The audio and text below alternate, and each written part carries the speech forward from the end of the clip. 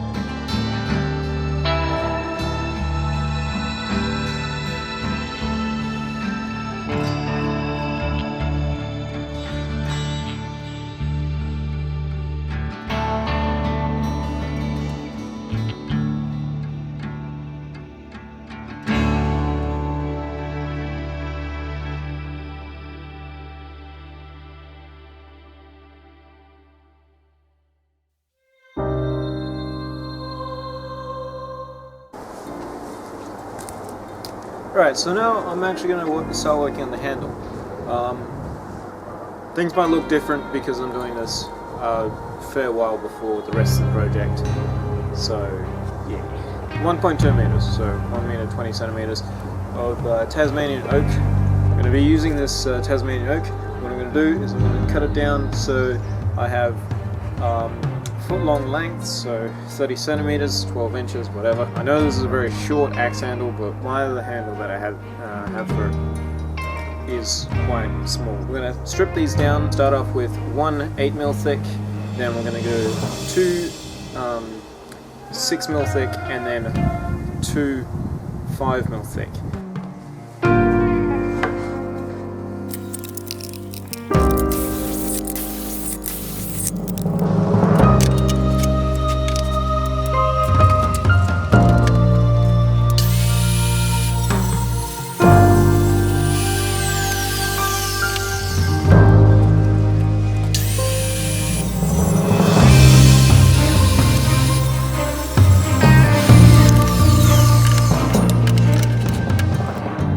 So I just made this quick marking gauge using a 19mm Forstner bit and one of the scrap pieces of wood I got.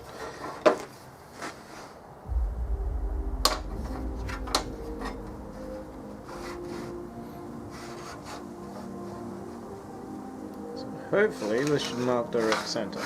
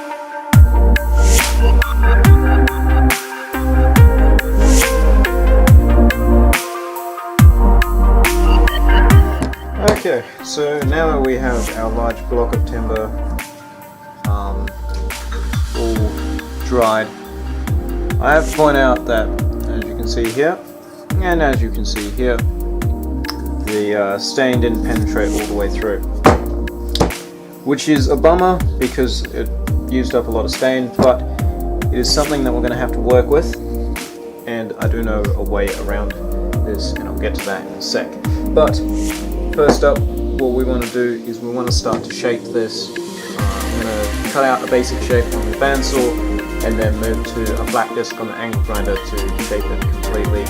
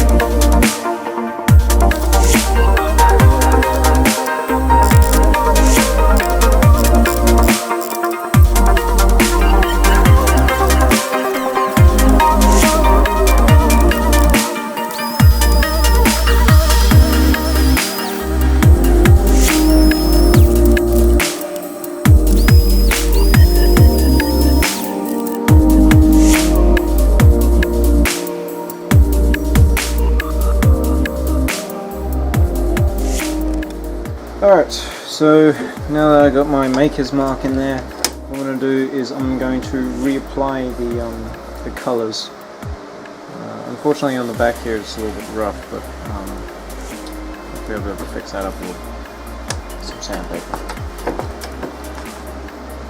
Oh, whatever. So what I'm going to do is I'm going to crack open these two. This is the leftover walnut stain, and I've got some new black. The idea is that as I paint these, the line, these thick black lines that you can see, they're actually made up of wood glue and epoxy. The metal one's made from epoxy, and then the outer one's made from wood glue. And hopefully they'll act as barriers to stop the stain from going all the way through. But that's the theory. Time to give it a test, I guess.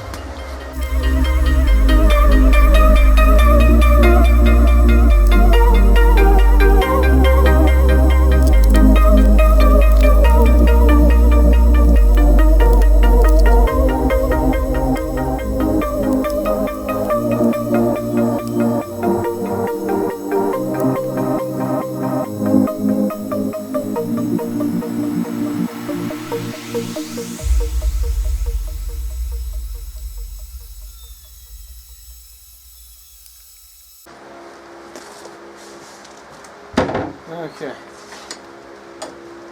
so there's a semi-finished handle. Now you can tell that you can see there's mostly just one color. There's the different layers there, but you can't really.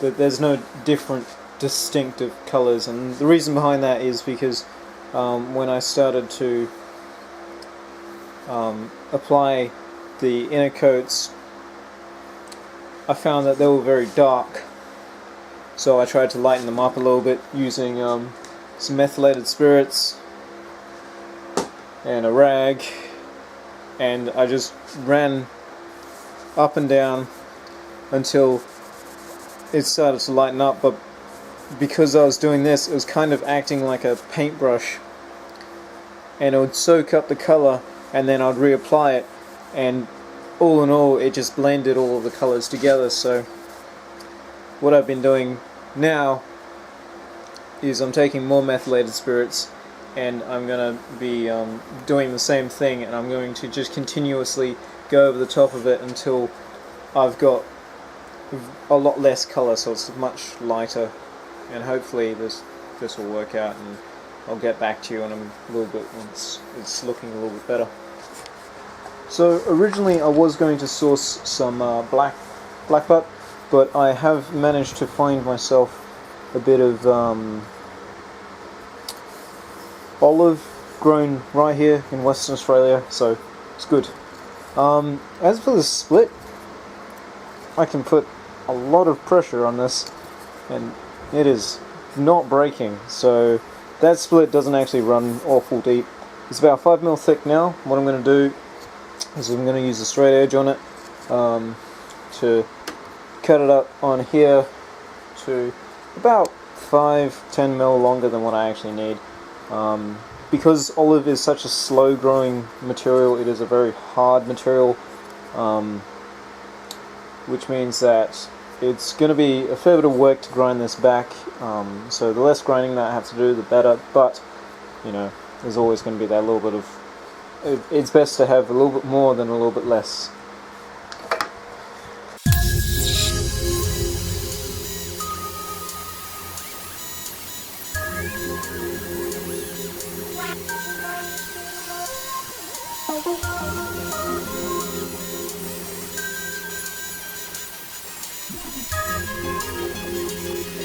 Where is it written that all our dreams? I'm going to get this started by placing the axe facing in the direction that I want. Giving it a few good taps. And we're going to take a rubber mallet. And this is why axe handles have this little flat bit on the bottom. So what I'm going to do now is I'm going to continuously hit this The way I'm doing it now, I'm seated properly.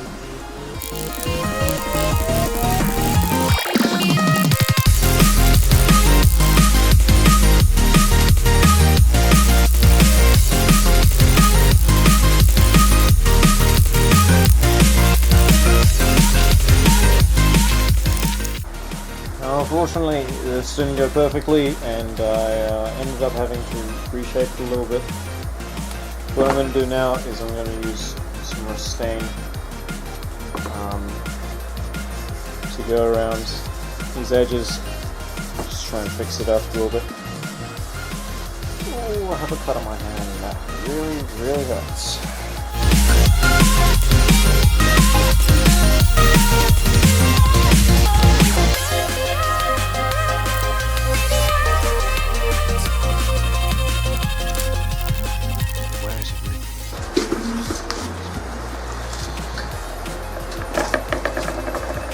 Okay, so now I'm going to leave this just like this for a few hours to dry. It's currently like 8 PM, so I'm going to probably leave it overnight, so I'll see you in the morning.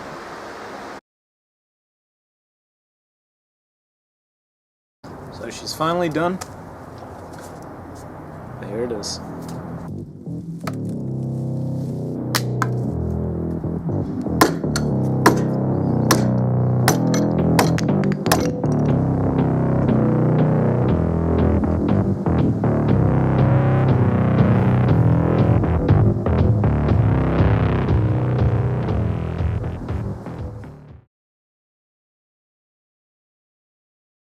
Anyway, thank you everybody so much for watching this video. It was a lot of fun to finally get back into doing this.